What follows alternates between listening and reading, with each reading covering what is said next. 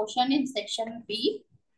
That is 10A question. You may get the Lagrange's theorem.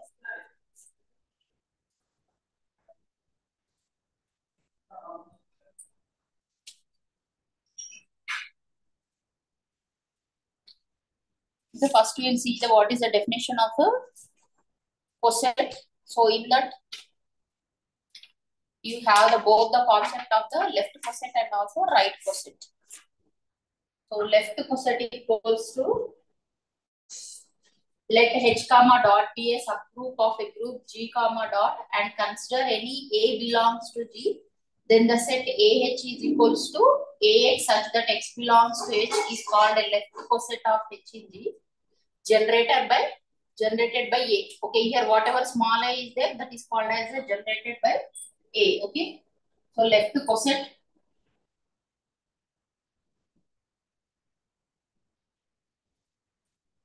let H comma dot, here H is the subgroup we have, dot is the operation here, be a subgroup of a group G comma dot. Okay, and consider any A belongs to G, then the set AH is equals to AX such that X belongs to H. Okay, so here whatever the element is there, that element which belongs to set G is, we are operating from the side left hand side, so that's why it is called as a left coset. Okay, X belongs to H is called a left coset of H in G generated by A. Okay, this is the definition of the left coset. So H is here subgroup. We have already seen what is the definition of the subgroup. So here H comma dot is a subgroup of a group G comma dot such that one element we are taking from G, that is group G, we are taking one element such that it is mapping with the, that is H is from the subgroup. So when you multiply this A into H from the left hand side, we call it as a left coset. So A into H is equals to whatever the element is there, and also X is another element which belongs to H. So AX such that X belongs to H is called a left coset of H in G generated by A. Next one is right coset. So right coset is same. You will have just the whatever the element here it is there, it will be on the right side. Okay. The set HA is equals to XA such that X belongs to H is called a right coset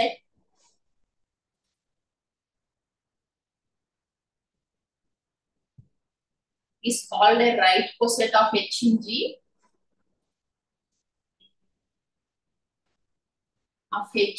generated by A.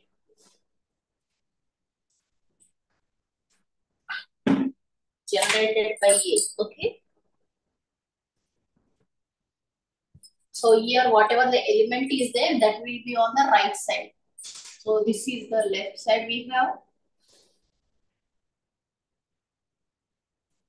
This whatever the element is there, this is on the right side. Okay. So by that we'll say that it is the left coset and it is the right coset. Here whatever the elements we are writing AH and HA, both are the subgroups of G. Okay, HA and AH are subgroups of, are both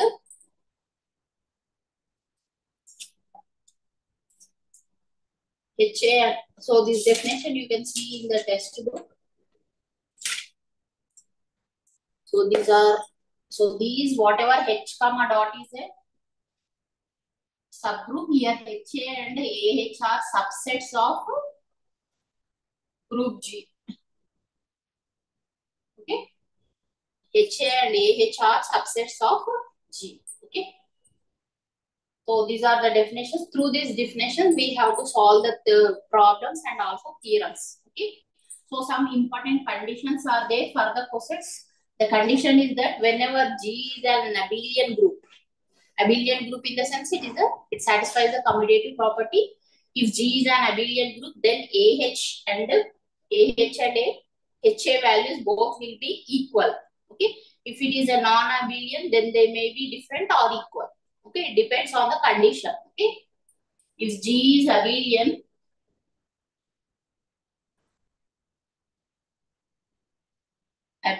group, then AH is equals to HA. Okay. That means both the subsets will be equal to each other. Okay. If G is non-abelian,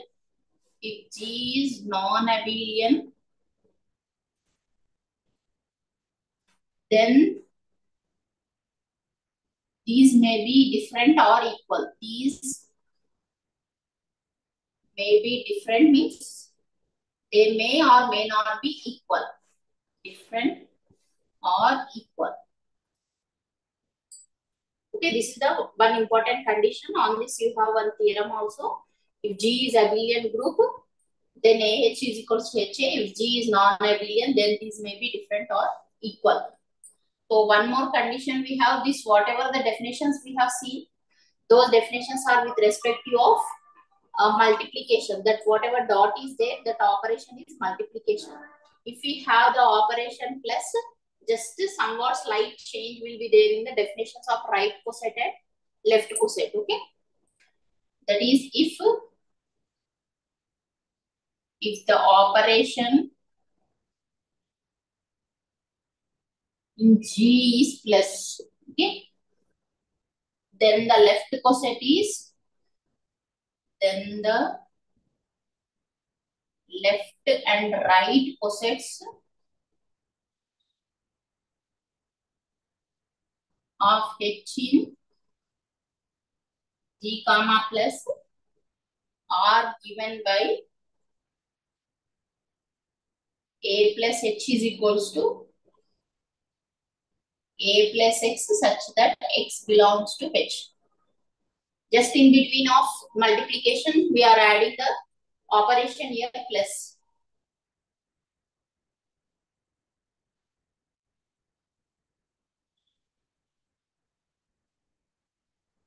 Okay, this is with respect to of multiplication and this is with respect to of addition. So you have one problem in your textbook. So it is asked further, check your progress, it is there. So to solve with respect to of the operation addition, we have to find the left cosets of the given set. Okay. So this problem we'll see here.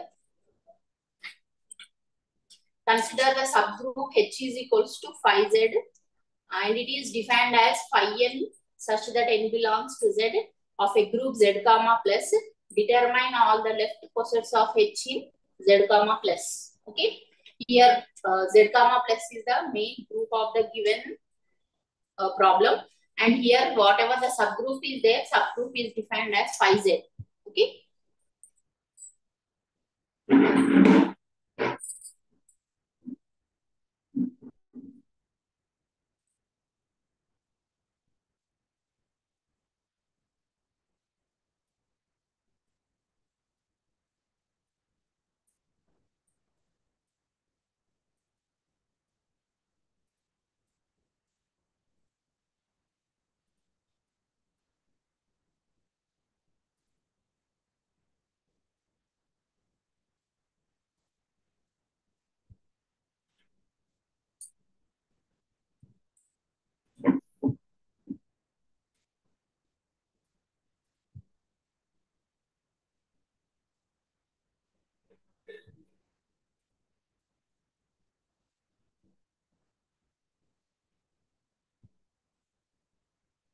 Okay, now the problem is consider the subgroup.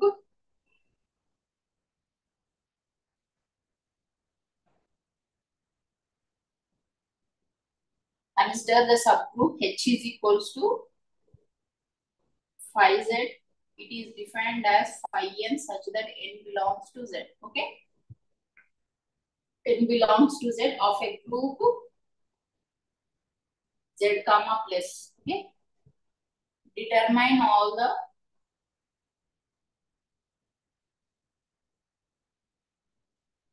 left cosets of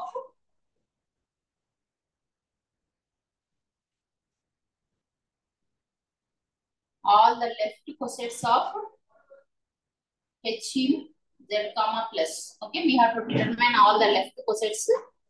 Left coset in the sense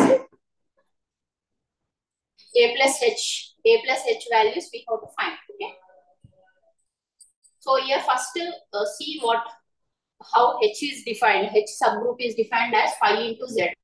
So we have to substitute here z in the sense we know positive values will be there, negative values will be there. So you have to substitute those values, positive and also negative.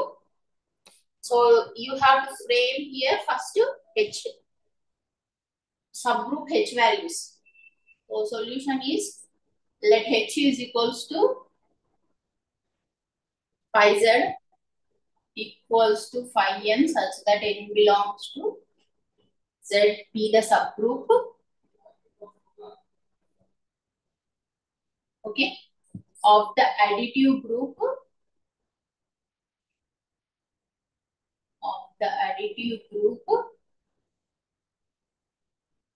group of integers z comma plus. Okay, this is a subgroup of group of integers z comma plus.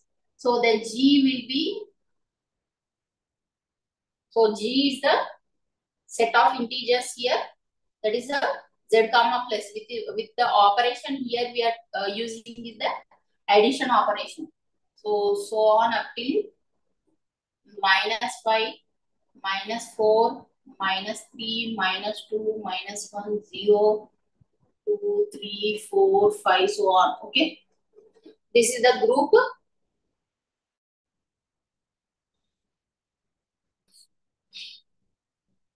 Okay, this whatever G is there, the G is having these all elements, 0, the positive terms, and here negative terms. Okay, now H is equals to phi z. Phi z in the sense whatever in z elements are there, you have to multiply them with the phi. Okay, so when you multiply with 0, you will get the same value as 0. So we'll take some elements. 5 into 0 is 0. 5 into -1 is -5.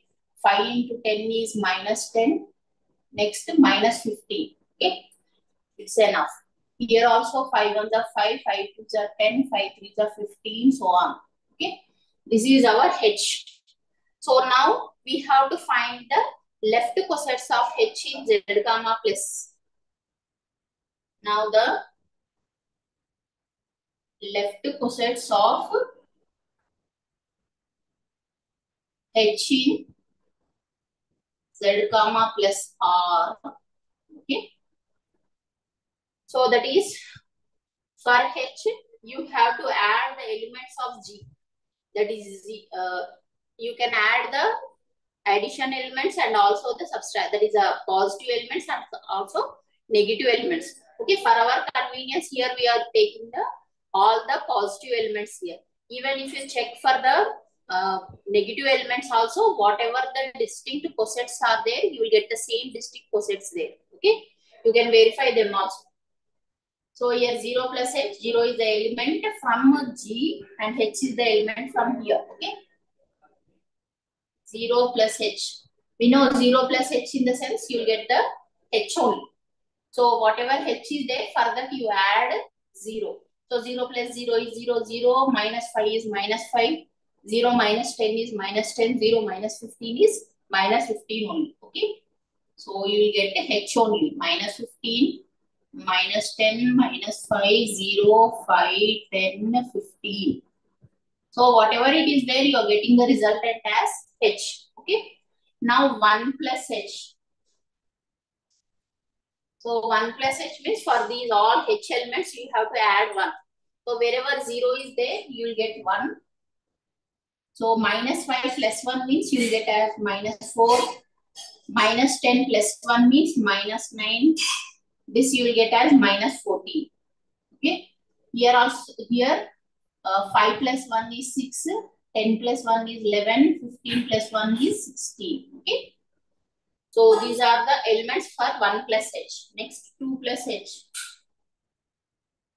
So you can see here 1 element will be going on decreasing on this side, negative side. 1 element will be going on increasing on this side.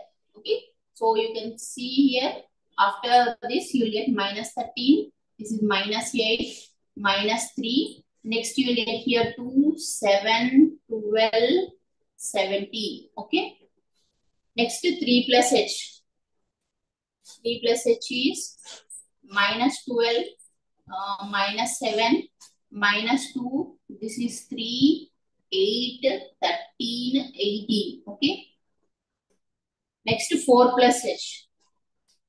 4 plus h is equals to minus 11, minus 6, minus 1. This is 4, 9, 14, 19. Okay. Next 5 plus h if you take. 5 plus h is minus 10. This is minus 5. This is 0 and 5, 10, 15, 20. Okay. So after 0 plus h we got as a h. After that 1 plus h, 2 plus h, 3 plus h, 4 plus h. We didn't got any repeated one. But here whenever we see 5 plus h, you are getting again same h here. Okay.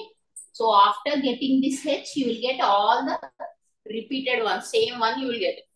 So if you see 6 plus h. 6 plus h, this is minus 9, minus 4. This is 1, 6, 11, 16, 21. You can see this is which one? Which left coset this is?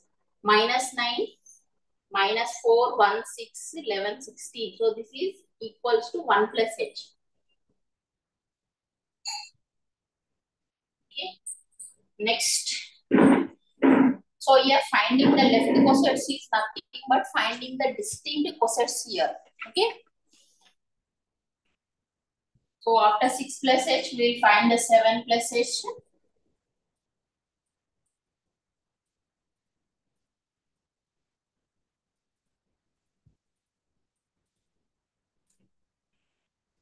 Seven plus h.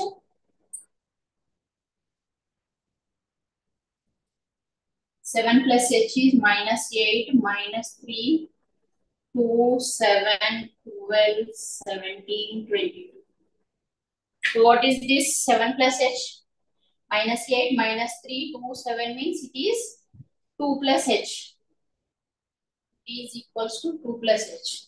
Next 8 plus h. 8 plus h is equals to minus 7, minus 2, 3, 8, 13, 18, 23.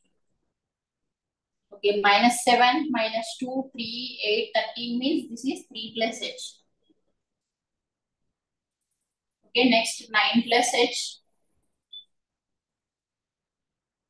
9 plus h is minus 6, minus 1, 4, 9, 14, 19, 24. So what is this 9 plus h? 9 plus h is minus 6, minus 1. That is 4 plus h. Next 10 plus h. 10 plus h is minus 5. This is 0. This is 5, 10, 15, 20, 25. So what you are getting this one again? 10 plus h. You are getting the same h itself. Okay. So again, these whatever you are getting above left cosets, those again they will repeating, going on repeating. So just we will consider the left cosets as those which are distinct here. So from here, 1 h only we have to consider. We got 3 h's. 1 h here, 1 h here, 1 h here. So only 1 h we have to consider. So 1 h, 1 plus h, 2 plus h, 3 plus h, 4 plus h. So if we do the even negative, that is minus 1 plus h, minus 2 plus h, these only will be going on repeating. Okay. So that's why just you are taking here only positive terms. You can check that one. So these whatever the distinct left cosets are there, those are called as the left cosets of the subgroup H in G. Okay. Hence the distinct left cosets of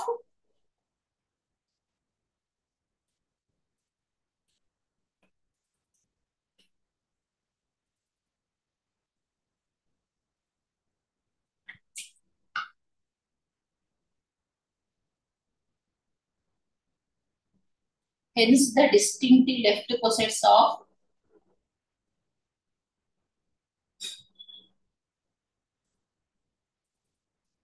cosets of H in Z comma plus R H 1 plus H 2 plus H 3 plus H comma 4 plus H. Okay, these are called as the left cosets of H in Z comma plus with respect to of addition. If he is asking Z comma dot means you have to write. So this you will get as 0 into H means that you will get as 0. Next 1 into H, that is H. Next 2H, 3H, 4H, 5H, 6H, 7H, 8H like that. You have to do the multiplication there. Here we are adding now. There you have to do the multiplication. So same procedure will be there for addition and also for multiplication. There also here repeated wherever you will get the H as the repeated one. After that, whatever the left cosets you are getting, you have to consider that again. If you are getting one more H, stop there and consider whatever the left cosets are there. Those as the distinct left cosets are right cosets. So right means H plus 0, H plus 1, H plus 2, H plus 3, H plus 4 like this. Okay. Similar way, even you can find the right cosets also. So this problem you have in your textbook, you can see that the solution is not there. Just in check your progress, the problem is given. Okay, this is the one concept you have and one theorems are there in 4th unit.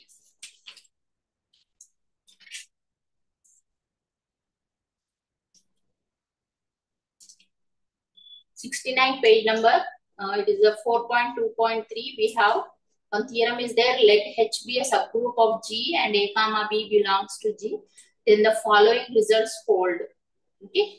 This first one, second one, third one, 3 conditions are there. So we have to prove these 3 conditions. That is HA equals to HB if and only if AB inverse belongs to H. This is the most important one we will use in doing the proof of some theorems. Okay.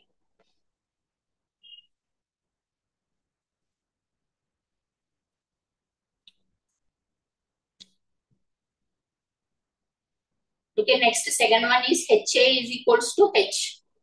If and only if A belongs to H. This also condition we use. Okay, HA is bijective with H. Bijective in the sense it is 1, 1 and also onto. So whenever H is 1, 1 and onto, this condition is satisfied. So you can see the proof. First, second and third. So simple proofs are there. So you can practice that one. Next, we have one 5 marks theorem is there. This is the important one. That is a 4.2.4 we have.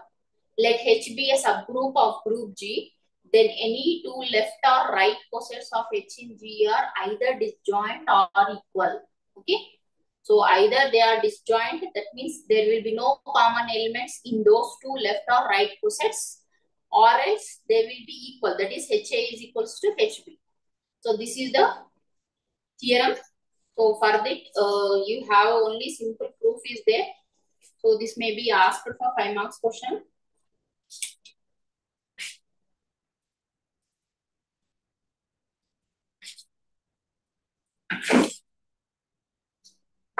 Next 4.2.9, we have one more theorem is there. Let H be a subgroup of a group G and X belongs to G.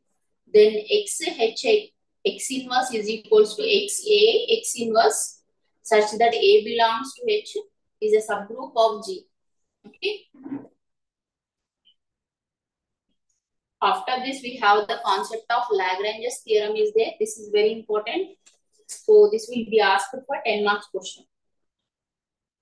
So Lagrange's theorem for the finite groups.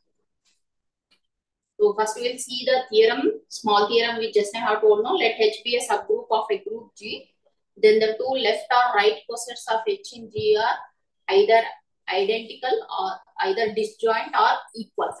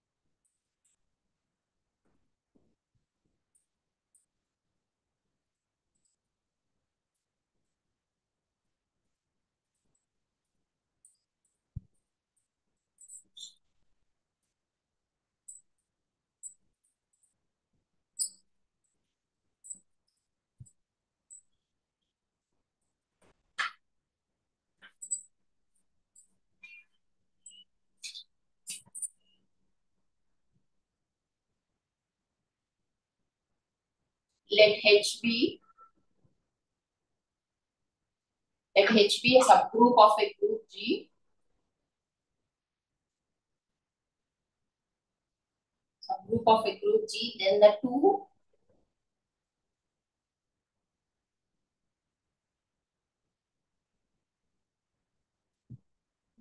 two right or left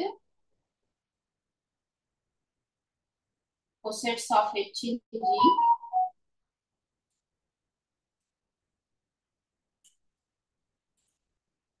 in G are either disjoint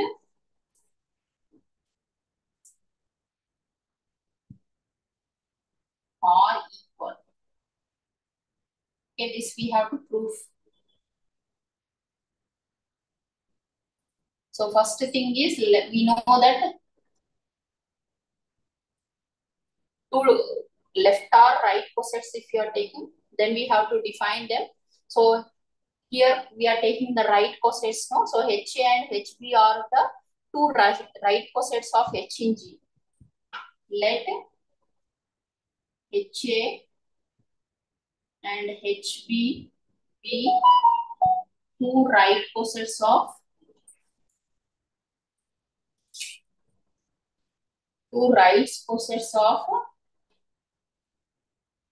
H in G with A comma B belongs to G. Okay. So we know this one by the definition of the cosets. That is whatever the A comma B elements are there, they belongs to group G. So if HA intersection HB is equals to pi, okay, that means in HA and HB no common element is there. Pi in the sense empty set now. Okay. The result is obvious. The result is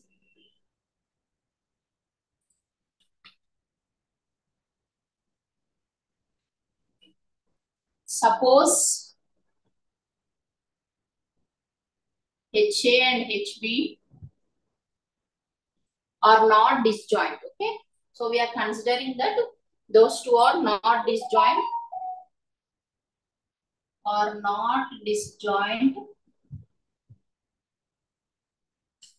That is HA intersection HB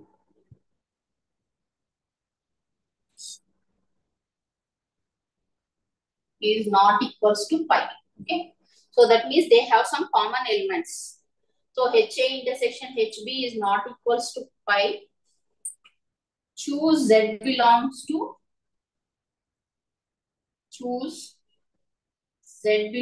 to HA intersection HB.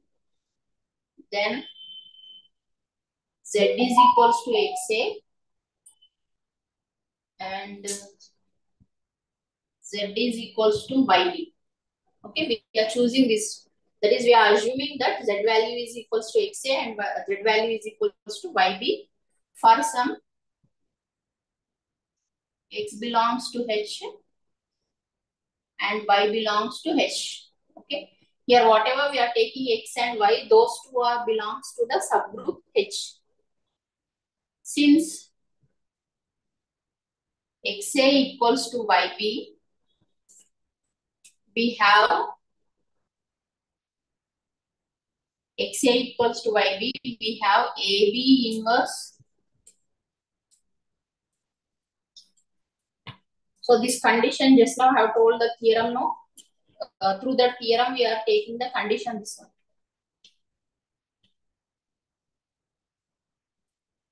AB inverse equals to X inverse X into AB inverse.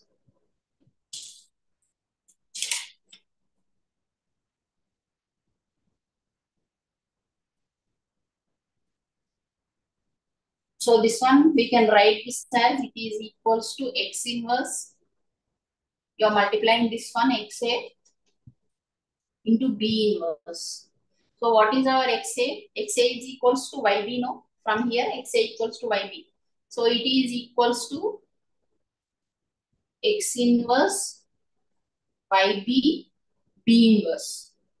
So it is equals to X inverse Y B inverse, no? So B inverse means you will get as 1. So therefore it is equals to X inverse Y, which belongs to H. Okay.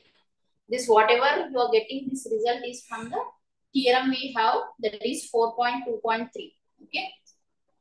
Then by the result,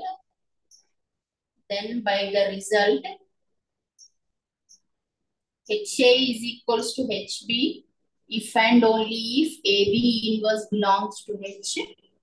Okay. So then by the result, HA is equals to HB. If and only if AB inverse belongs to H, we have HA is equals to HB. Okay. So here we have shown that it is disjoint, and here we have shown that it is equal. So the theorem is, let H be a subgroup of group G, then two right cosets of H in G are either disjoint or equal. So whenever here it is condition is satisfied, means the theorem is true for here. So if this condition we are assuming that it is wrong, then we are showing that both are equal to each other. Okay. This is in page numbers 74.2.4 we have.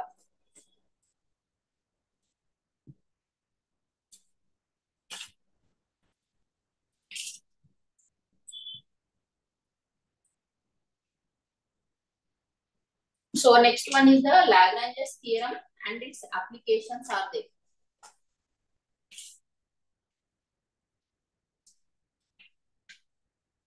So here the statement of the Lagrange's theorem is that the order of any subgroup of a finite group divides the order of the group, that is, if H is a subgroup of a finite group G, then order H divides order G. Okay. So this is the definition of the Lagrange's theorem. So sometimes statement will be asked and also proof will be asked. So that will be for 10 marks question. State and prove Lagrange's theorem for the finite groups. Question will be like this. Okay.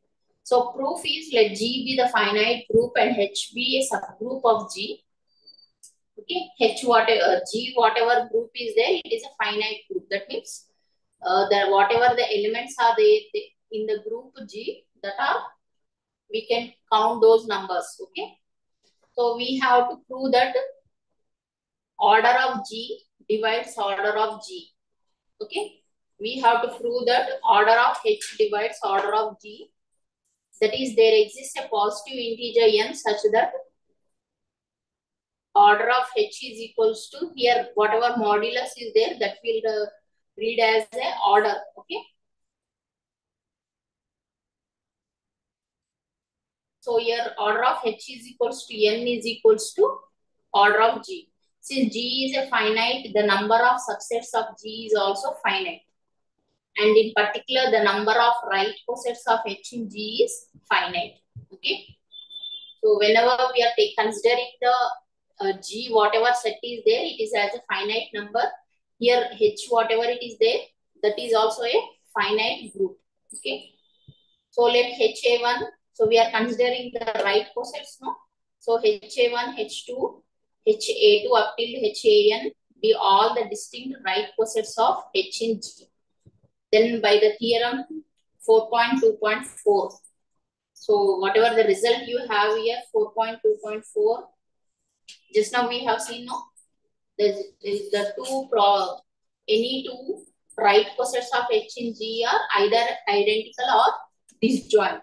With the help of that, so HAs, whatever are there, HA1 and HA2, so those are disjoint for all I not equals to J. Also by the theorem 4.2.5, so we have here union is there. If H is any subgroup of a group G, then G is equal to the union of right or left cosets of H in G. That is, union of A belongs to G, HA is equals to G, equals to union of A belongs to G, H. That is, left coset is equals to right coset. So with the help of these two theorems, we are proving that whatever the group G is there, with the union of HA1, HA2 and HA3 up till HAN, the divisor, whatever the order of G is there, that you are writing like this. Further, each HAI is bijective with H. Bijective in the sense, it is 1, 1 and also on 2. Hence, HAI is equals to H. Here, HAI denotes the number of elements in order of HA. Okay, now, so this proof you can see from the test book. Whatever you have in your test book, just to practice that one for this theorem. And here one more question, in this only you will have one, that is the converse of the Lagrange's theorem need not be true. Okay. So it is not compulsory that the converse of the theorem should be true. Okay. So for this you have example also.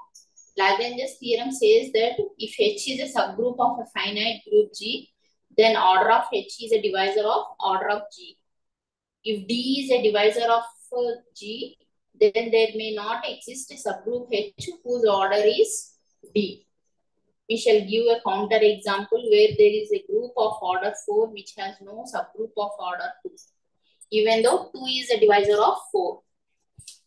So the converse of this theorem is not true. We can tell with the help of the example here. That is, we are considering the example G as 1, minus 1, iota, minus iota of order 4 with respective multiplication. Consider the complex HY of order 2 of G. Here 2 is a divisor of 4. So, but you can see that HI is not a subgroup of G.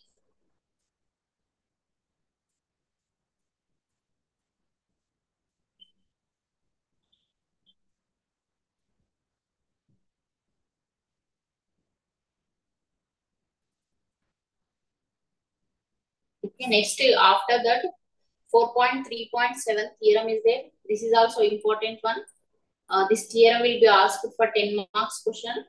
That is, let H and K be a subgroups of a finite group G. Then prove that order of HK is equals to order of H into order of K by order of H intersection K. Okay.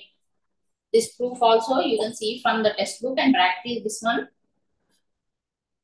So first you are defining a binary relation R on H cross K. Okay. Relation to first unit I have told this one. R is equals to A comma B and C comma D, which belongs to H cross K into H cross K.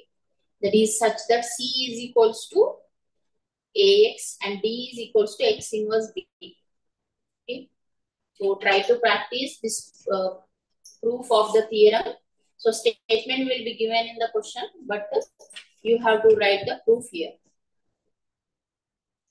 Next, another important 5 marks question is that 4.3.8 we have a group of prime order is cyclic. So cyclic in the sense the element whichever present in the set G, it should has to generate the elements. So we can say that then it is a cyclic group. So here let G be a group whose order is a prime number. Okay. Prime number we are taking it as a small p. So that is order of G is equals to p. P is a prime number implies p is greater than 1. So order of G is also greater than 1. Implies G is not equals to identity element. Why? Because so here we are not considering the 1 greater than 1 we are considering. Okay, that's why G is not equals to identity element E. Let A belongs to G and A not equals to E. Let H be a subgroup of G given by. So this is one of the 5 marks question. In section A, you will get this one. A group of prime order is cyclic.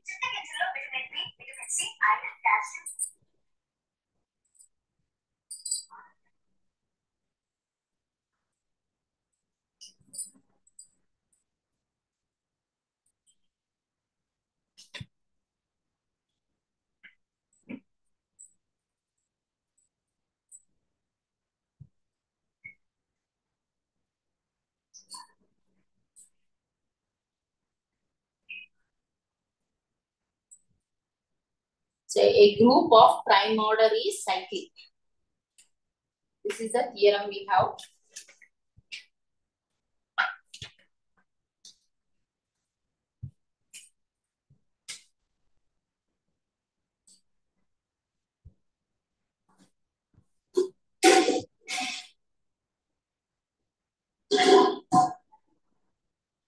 Prime order is cyclic.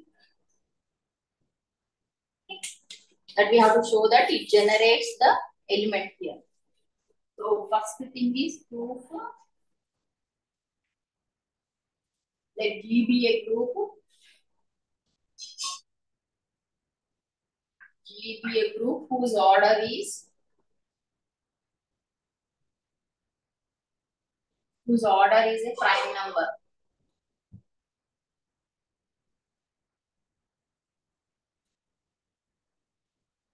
Whose order is a prime number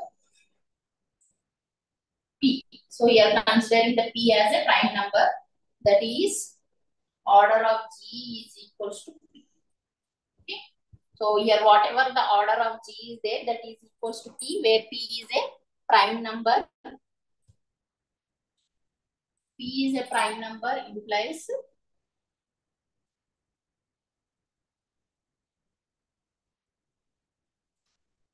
here we are taking P as greater than 1.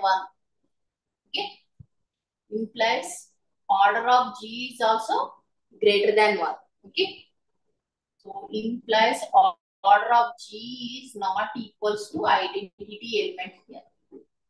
Okay. So let small a belongs to G. Let small a belongs to G and A not equals to E. Okay. So A is the element we are taking from the group G, and whatever A is there, it is not equals to identity element E. Let H be a group.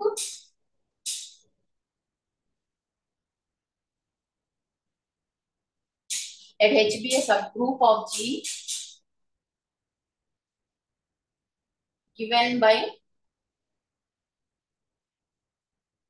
So yesterday we have seen a definition of a cyclic group. So H is equals to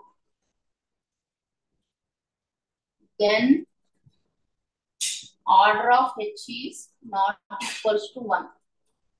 Then order of H is not equals to 1. So by Lagrange's theorem,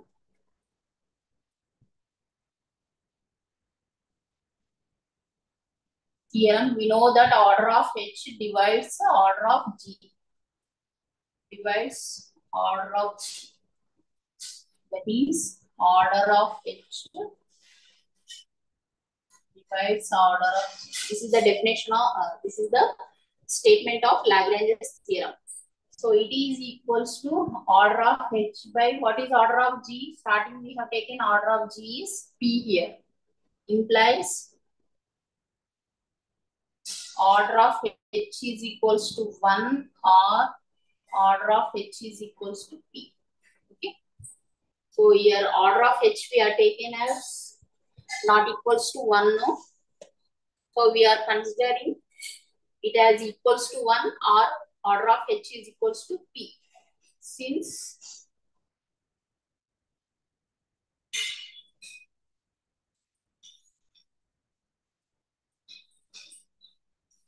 order of H is not equals to 1, order of H is equals to P. Okay. See here, that is order of H by, from the Lagrange's theorem, we are getting order of H divides order of G. Order of H is like that only, we don't know the value, and in the denominator we are writing P. Okay. So implies we may take the order of H value as 1 or H value as P. Okay. So 1 by P will get or P by P you will get that value as 1. Okay. So order of value H value is 1 or order of H value is P.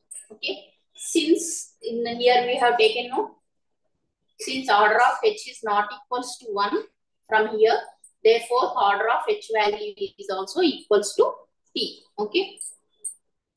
It is equals to order of G. Thus, H equals to G implies G is generating the elements here. So here we got H is equals to, it is the generating of the elements of A. Similarly, H is equals to G, therefore G is also generating the elements of A. Therefore,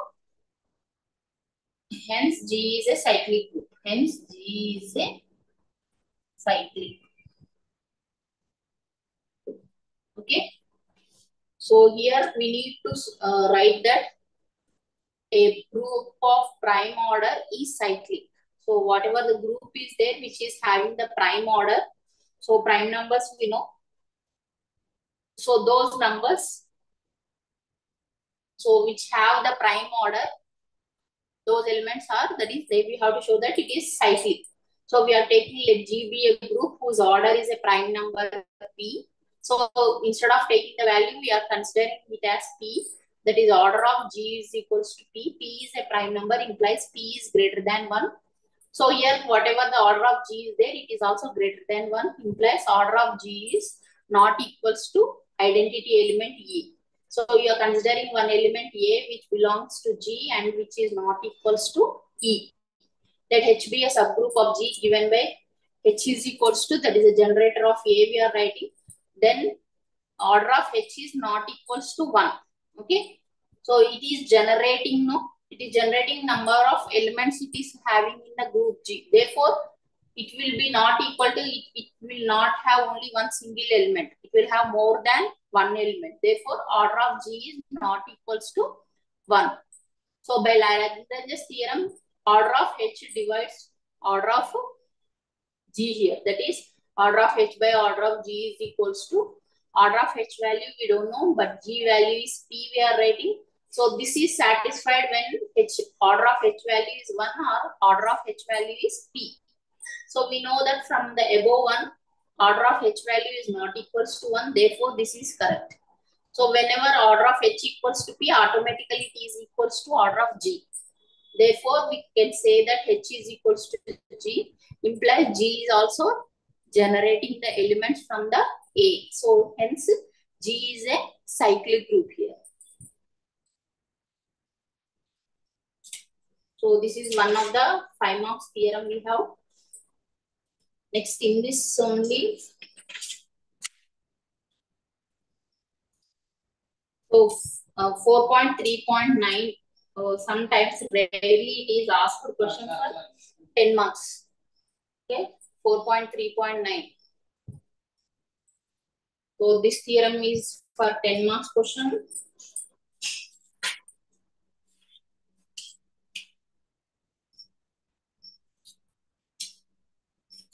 So by this we are completing the, so last time this question 4.3.9 question is asked for the 20 marks question.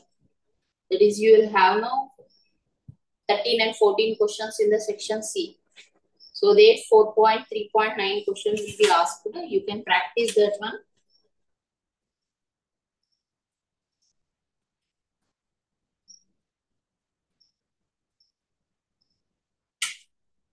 So these are the important questions in unit 4. So in 80 page number you can see.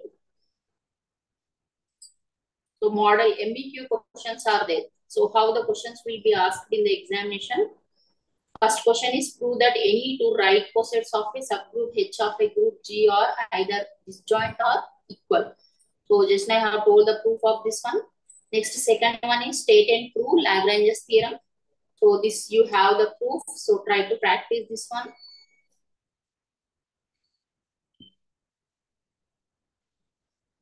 One, two.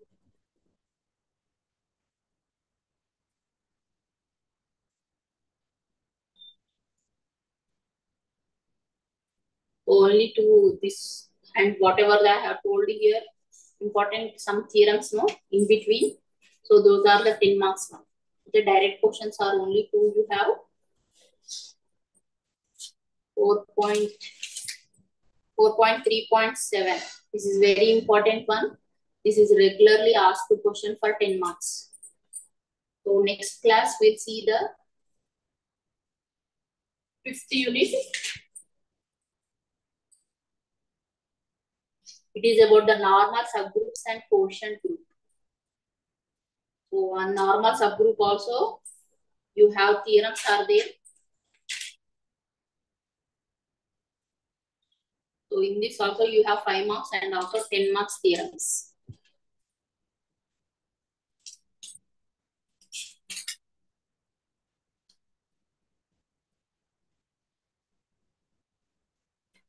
Okay, next class we'll see 5th unit. It is on 4th you have class.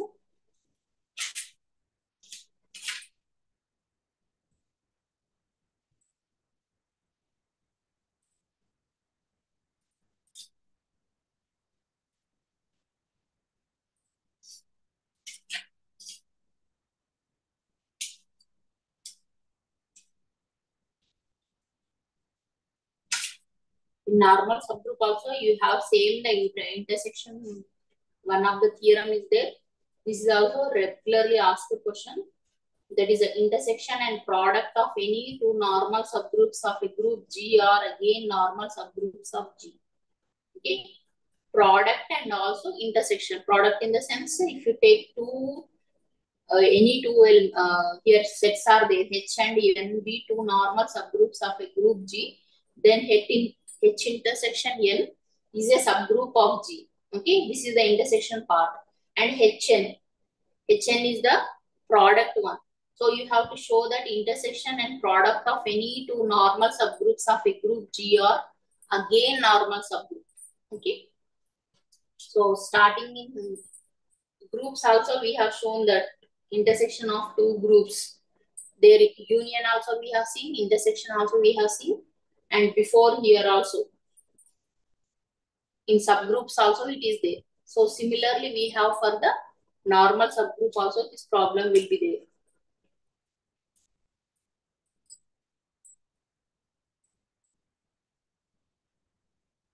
Okay, next